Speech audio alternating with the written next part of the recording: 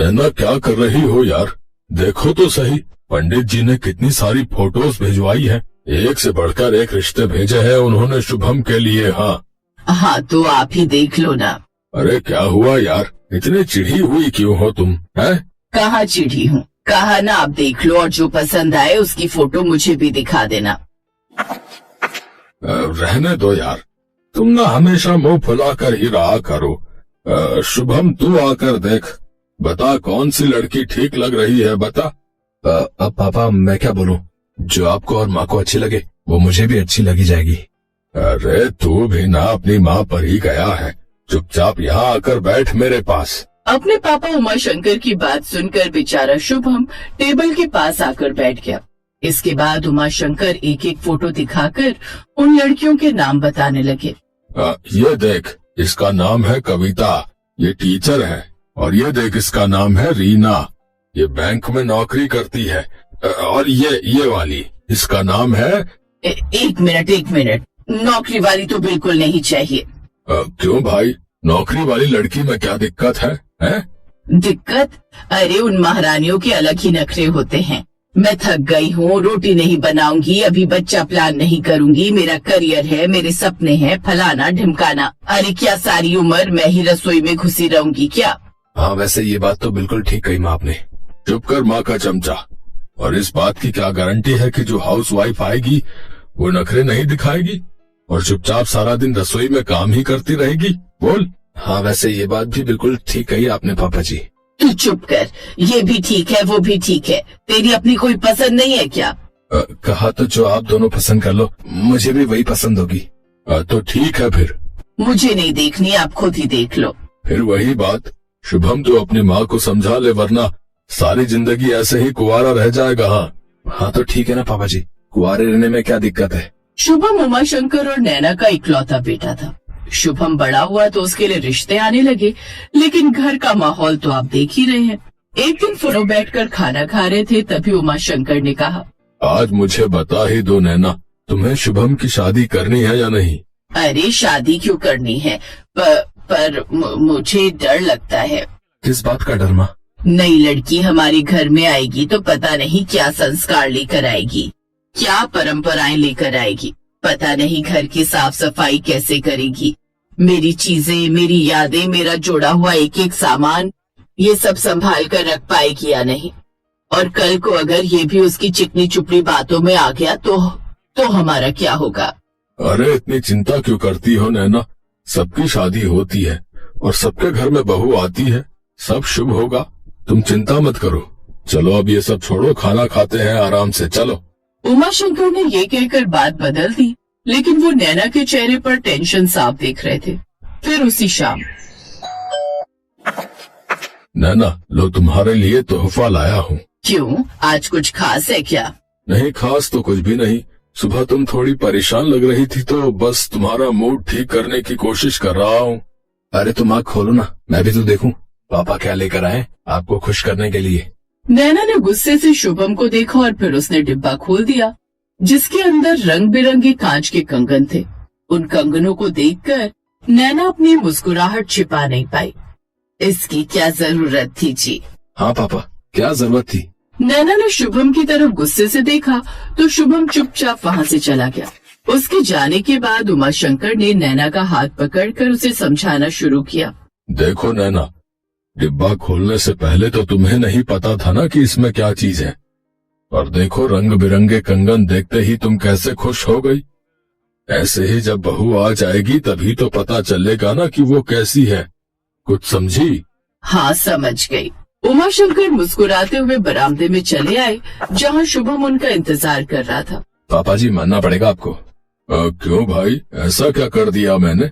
आपको अच्छे से पता है कि माँ को रंग बिरंगी चीजों का कितना शौक है, और आप मम्मी के लिए रंग बिरंगे कंगन ले आए। बेटा इस बात को गांठ बांध ले, बीवी को खुश रखना सबसे ज्यादा जरूरी होता है। बीवी खुश तो पूरा घर खुश, समझा? हाँ पापा जी समझ गया। चल अब तू शादी की तैयारी कर, तेरी माँ खुशी खुशी मान गई है।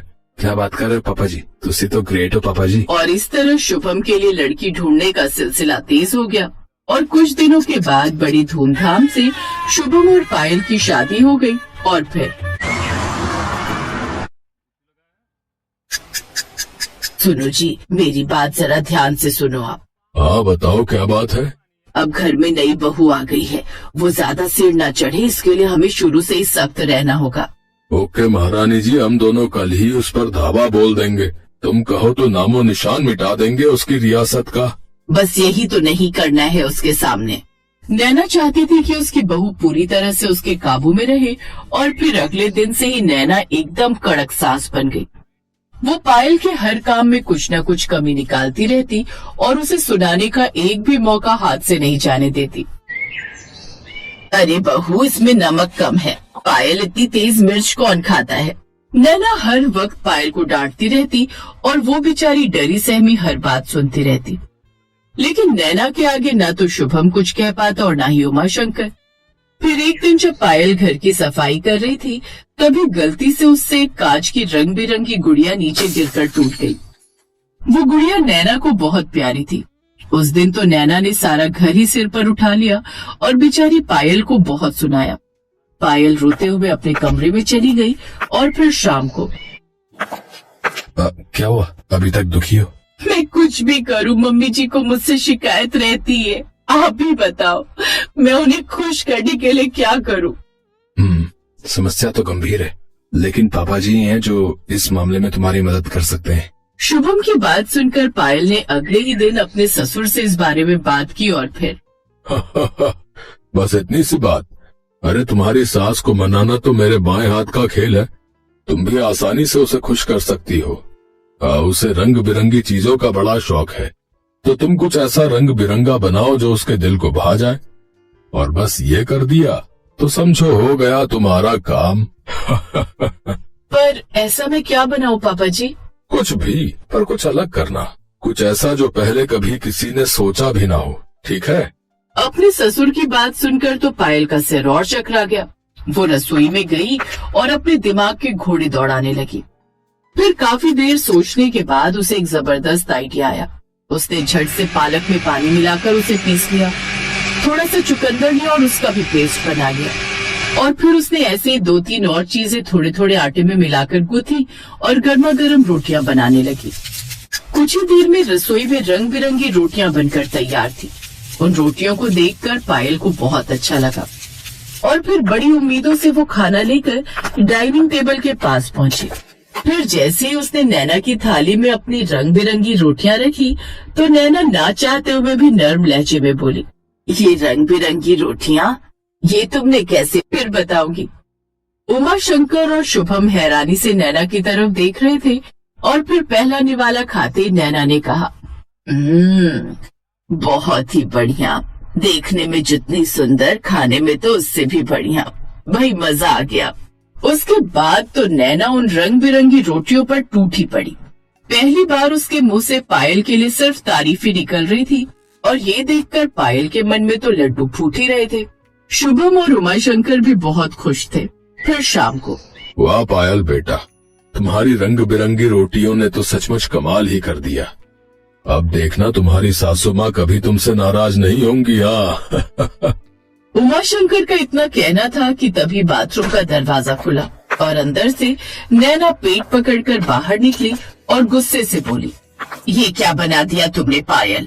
लूज मोशन शुरू हो गए मुझे।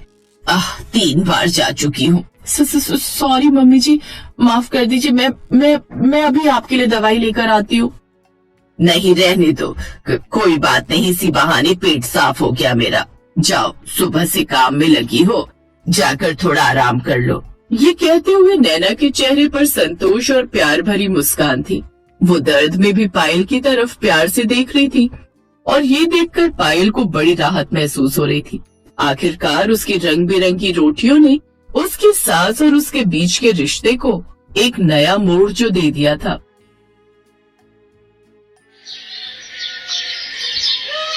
काव्या की शादी बड़ी धूमधाम से संपन्न हुई और वो अपने ससुराल आई। ससुराल में उसे बहुत प्यार मिला, लेकिन शादी से पहले से ही वो एक बात से हमेशा टेंशन में रहती थी।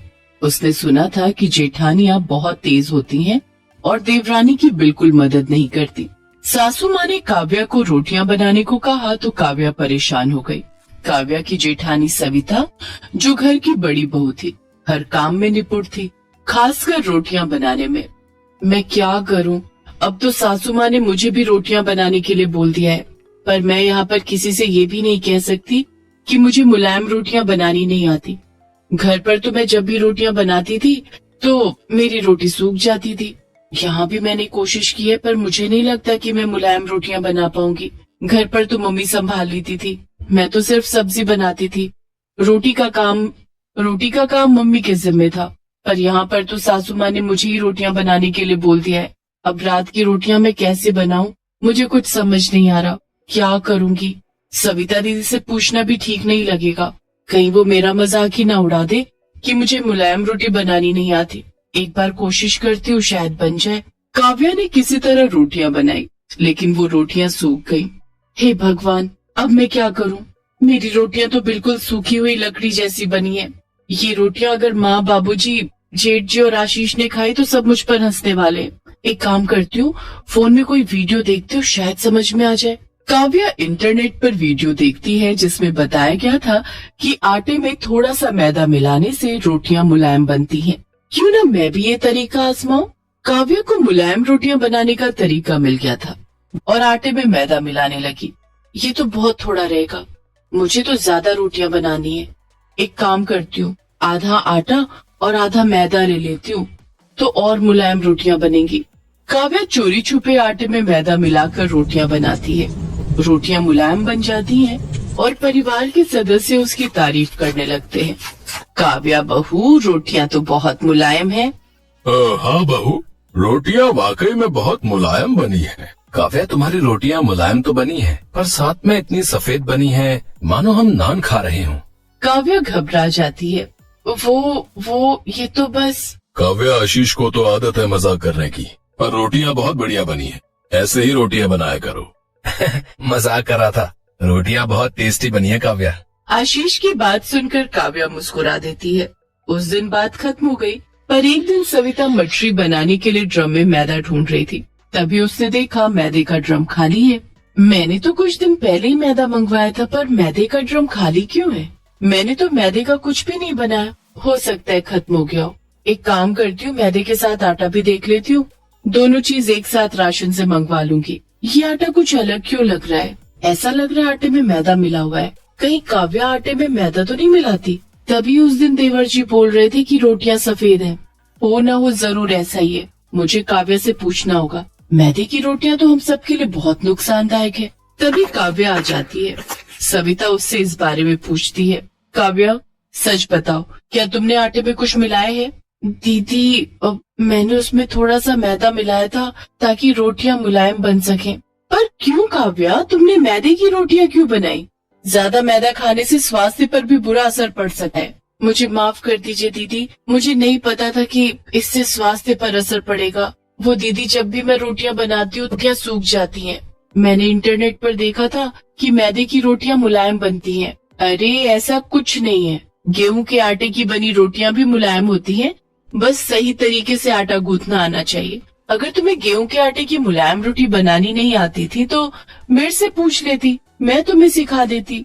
दीदी, वो मैंने तो सुना था कि जेठानियां बहुत गुस्से वाली होती हैं। सॉरी दीदी, वो मैं थोड़ा घबरा गई थी। काव्या, ये सब किस्से कहानियों में होता है कि देवरानी जेठानी लड़ाई करते हैं। सच तो ये है कि मैं तुम्हें अपनी छोटी बहन की तरह मानती हूँ। मुझसे एक बार पूछती तो सही। चलो, मैं तुम्हें सही तरीके से रोटियां बनानी सिखाती हूँ। थैंक यू भाभी। अरे इसमें थैंक यू की क्या बात है, तुम मेरी अपनी छोटी बहन की तरह हो। देखो, आटे को अच्छे से गूंथो और पानी को धीरे धीरे मिलाओ, ऐसे रोटियां मुलायम और स्वादिष्ट बनेंगी। सविता काव्या को सही तरीके से आटा गूंथ कर रोटियां बनाना सिखाती है। कुछ दिनों बाद काव्या भी सविता की तरह मुलायम रोटियां बनाना सीख जाती है। परिवार में किसी को भी इस बारे में कुछ पता नहीं चलता कि उन्होंने मैदे की रोटियां खाई थी। इससे परिवार में खुशी और प्रेम भी बना रहा। साथ ही सविता और काव्या दोनों देवरानी जेठानी का रिश्ता और भी मजबूत हो गया और दोनों ने मिलकर परिवार को खुशहाल बनाए रखा।